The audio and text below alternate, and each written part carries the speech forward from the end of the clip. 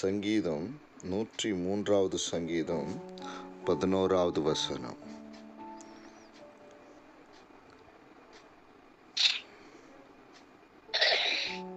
பூமிக்கு வானம் எவ்வளவு உயரமாய் இருக்கிறதோ அவருக்கு பயப்படுகிறவர் மேல் அவருடைய கிருபையும் அவ்வளவு பெரிதாய் இருக்கிறது. ஆமென். Praise the Lord.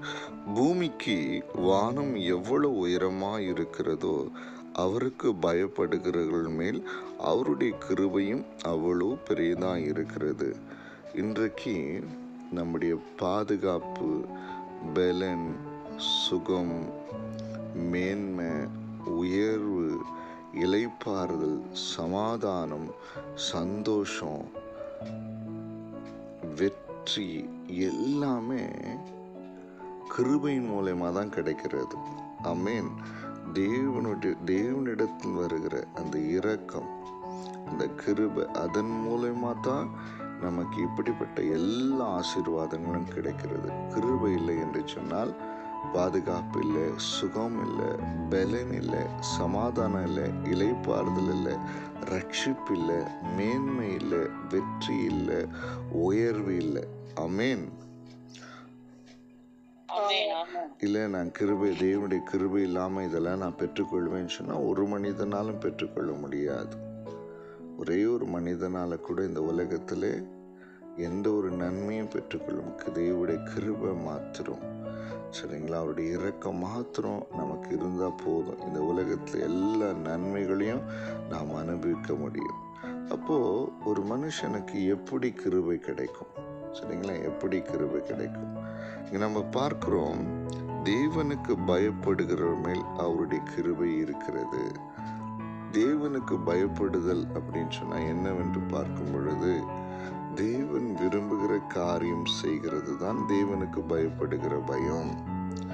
தேவன் அருவருக்கிற காரியங்களை செய்யாது இருப்பது தான் தேவனுக்கு பயப்படுகிற பயம்.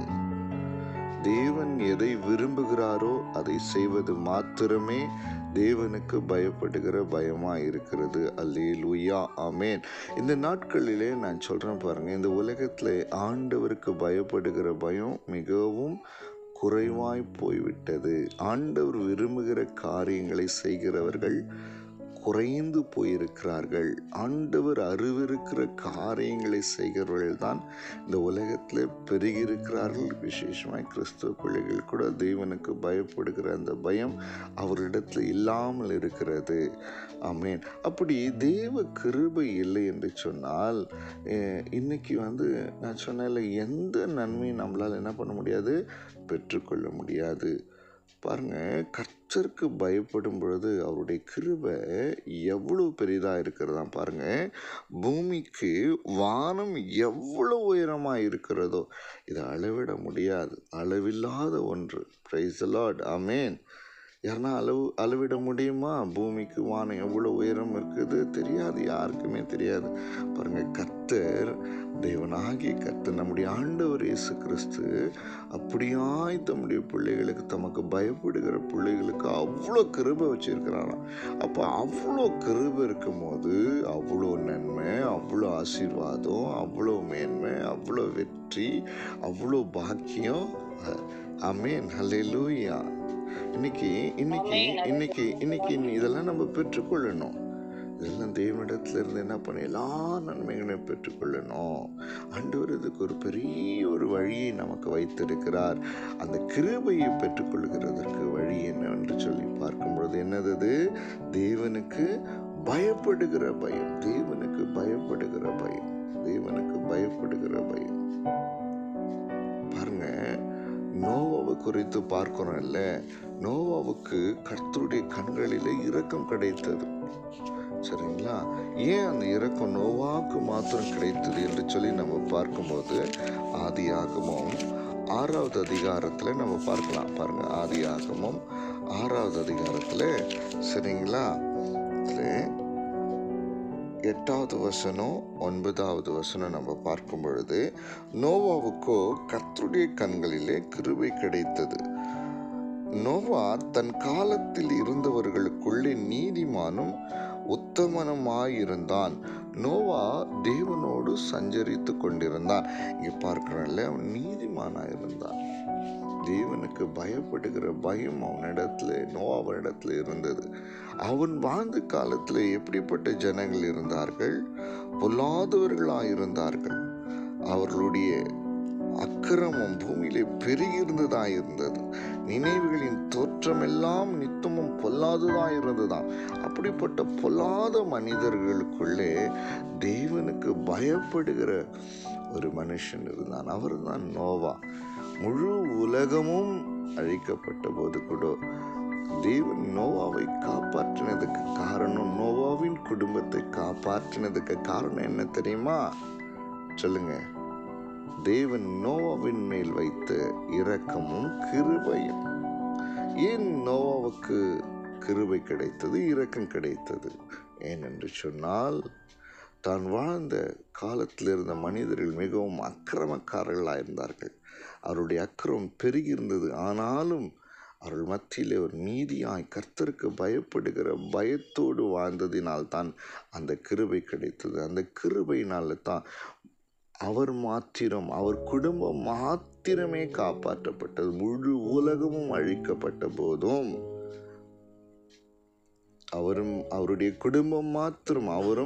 குடும்பம் மாத்திரம் காப்பாற்றப்பட்டதுக்கு காரணம் தேவனுடைய கிருபை. எத்தனை பேர் உணர்றீங்க இந்த கால வேளையில?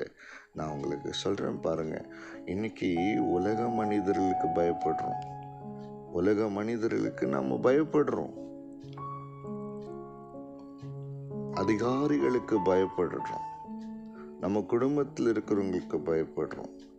சாத்தானுக்கு பயப்படுறோம். எல்லாவற்றுக்கும் பயப்படுகிறோம். ஆனால் தேவனுக்கு பயப்படுகிற பயம் இருக்கிறதா?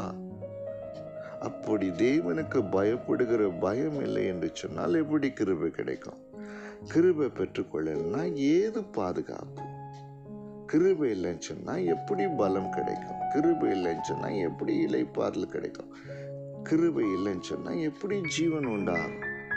இன்னைக்கு இதை கேட்டுக்கொண்டிருக்க தேவனுடைய பிள்ளைகளுக்கு நான் உங்களுக்கு சொல்கிற காரியம், எதெல்லாம் தேவன் அருவருக்கிறாரோ அதையெல்லாம் நீங்கள் வெறுத்து விடுங்கள்.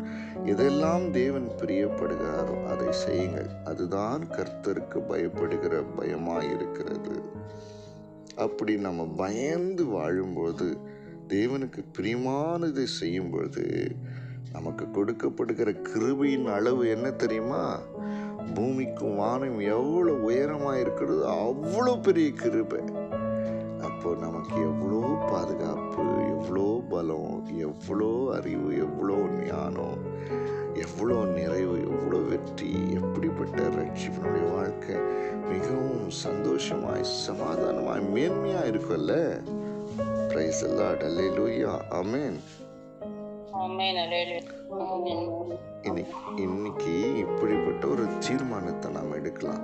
இன்னிலிருந்து தேவ கிருபையை நாம் பெற்று வாழ்ந்தாதான் என் வாழ்க்கையில ஆசீர்வாதம், என் வாழ்க்கையில நன்மை. அதனால அந்த தேவ கிருபையை பெற்றுக்கொள்கிறதுக்கு ஒரே ஒரு வழி தேவனுக்கு பயப்படுகிறது. தேவனுக்கு பயந்தாதான் தேவனாலே நான் கிருபையை பெற்றுக்கொள்ள முடியும் என்று சொல்லி நம்ம தேவனுடைய சமூகத்தில் இப்போ என்ன பண்ணலாம்? நம்ம ஒப்பு கொடுக்கலாம். அப்போ நம்ம தேவனிடத்தில் நம்ம என்ன பண்ணலாங்க? கிருபையை பெற்றுக்கொள்ளலாம். Hallelujah, hallelujah. Amen, amen. Praise the Lord, praise the Lord. ஆமா, பாருங்க, இங்க பார்க்குறோம்ல, பூமிக்கு வானம் எவ்வளவு உயரமா இருக்கிறது. அவருக்கு பயப்படுகிறவர் மேல் அவருடைய கிருபையும் அவ்வளவு பெரிதாய் இருக்கிறது. ஆமென். Praise the Lord. நம்முடைய மாம்சமும் நம்முடைய மனசும் விரும்பினவைகளை கடந்த காலங்களிலே நாங்கள் செய்து உம்முடைய கோபத்திற்கு ஆளாகணும். கோபத்தின் பிள்ளைகளா மாறிப்போனோம். கோபாக்கினின் பிள்ளைகளா மாறிப்போனோம். ஆனா இனிமே ஆண்டவரே, உம்மிடத்துல நாங்கள் வந்து உமக்கு பிரியமானதை செய்து உம்முடைய கிருபையை, அளவில்லாத கிருபையை நாங்கள் பெற்று ஆசீர்வதிக்கப்படணுமே. ஆமென். இப்படி பார்த்தா என் தேவனுக்கு பிடிக்குமா, அப்படி தான் பார்க்கணும். இப்படி பேசினா கர்த்தருக்கு பிடிக்குமா, அப்படி தான் பேசணும். இப்படி சிந்தித்தா தேவாதி தேவனுக்கு பிடிக்குமா, அதுதான் செய்யணும். இப்படி நடந்தால் தேவனுக்கு பிடிக்குமா, அதை செய்யணும். ஆமாம், ஆராய்ந்து பார்த்து தேவனுக்கு பிரியமானதை நாம் என்ன பண்ணோம், சோதித்து பார்த்து அதன்படி நாம் என்ன பண்ணோம், நடக்கிறவர்களாய் இருக்க வேண்டும். ஹல்லேலூயா. தேவன் விரும்பாததை செய்து தெய்வ கிருபையை நாம் இழந்து போய்விடக்கூடாது. தேவன் விரும்புகிறதை செய்து அளவில்லாத